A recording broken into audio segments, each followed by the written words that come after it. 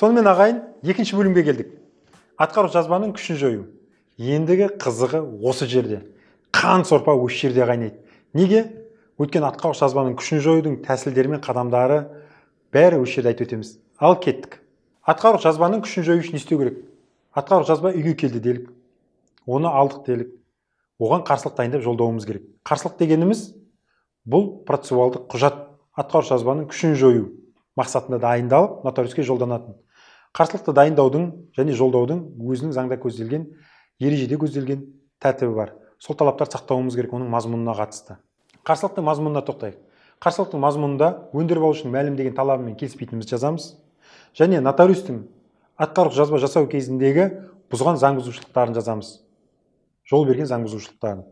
Даусыздығы туралы, мен ол атқарушы жазбаны жасаған кезде дауыс екен дәлелденбеген, яғни мен өндіріп алушының талабын мойындамағанмын, оны растайтын құжаттарды олар тапсырмаған, осының бәрін мазмұнында көрсетеміз.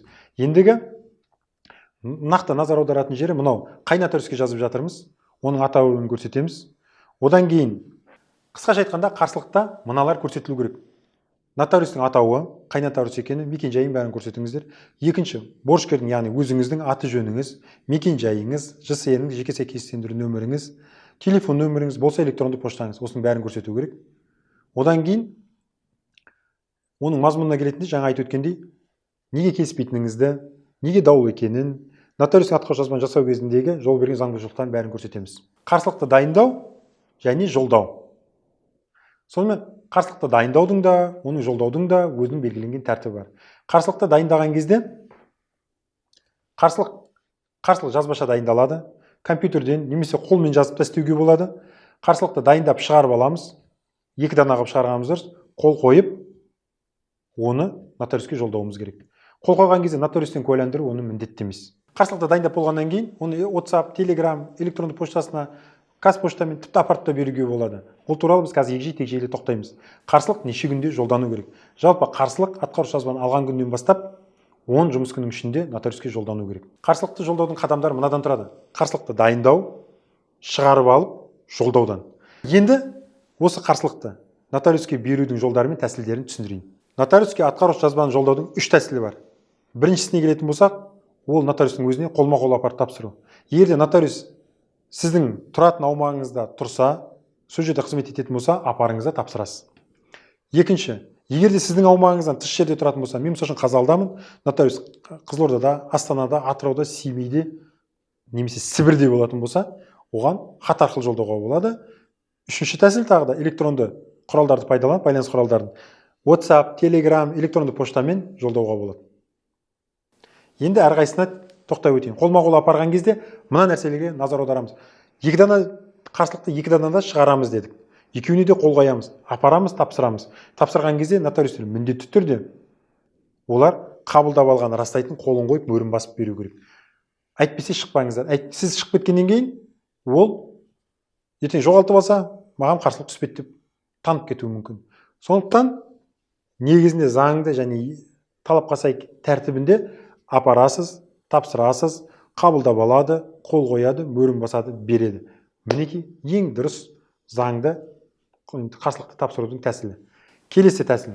Қарсылықты хат арқылы, қазпошта арқылы жолдауға келіп тоқтайтын болсақ, оны өздеріңіз білесіздер. Енді жастар білмеуі мүмкін, бұрынғы толқындар біледі, хат жолдауды.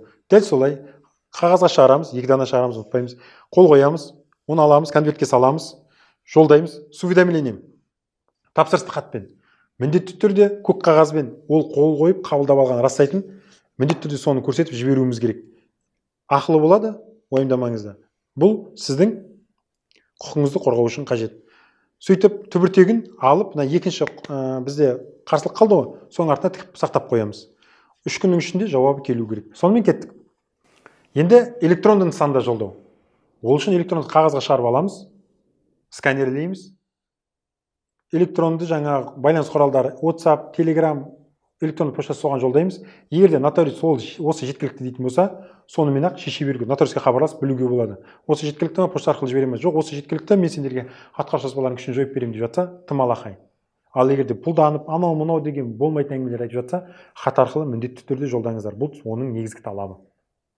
Қысқаша қарсылықты дайындау мен жолдаудың тәсілдері осы ағайын. Нотариустың атқарушы жазбаны жоюына байланысты айтып өтейін. Нотариустер қарсылықты алғаннан кейін 3 жұмыс күннің ішінде атқарушы жазбаның күшін жою туралы қаулы қабылдайды және оны келесі күннен қалдырмай, яғни бүгін дайындаса, ертеңіне бізге, яғни борышкерлерге жолдауға тиіс. Мен бұл айтып өткендердің барлығы атқарушы жазбаны өзіміздің қолымызға алдық. Атқарушы жазбаны берудің өзінің 10 күндік мерзімі өтіп кеткен жоқ. Сондай жағдайда осы әрекеттер жасаймыз. Ал енді біз қазақ емеспіз ба? Атқарушы жазбаға қарсылық беру мерзімі өтіп кетсе не істеу керек? Мінекей қазір мен сіздерге осы жөнінде түсіндіремін.